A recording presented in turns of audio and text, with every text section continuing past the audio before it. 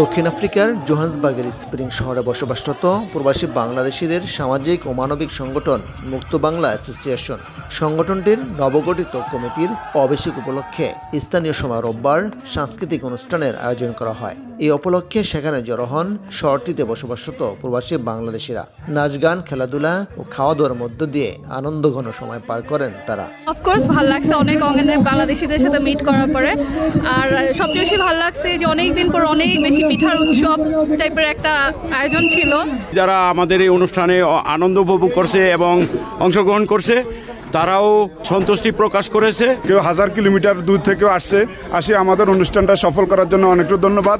অনুষ্ঠানের অন্যতম আকর্ষণ ছিল বাহারি স্বাদের পিঠাপুলি, রেফেল ডোর সহ দেশীয় সংস্কৃতির নানা আয়োজন। ছিল ছোটদের বিস্কিট দৌড় সহ বড়দের নানা খেলার আয়োজন। দিনের শেষ অংশে থাকা মনোরম সাংস্কৃতিক সন্ধ্যায় ছিল সুরের মূর্ছনা। শিল্পীদের নাচ গানে আনন্দে মেতে ওঠেন আগতরা।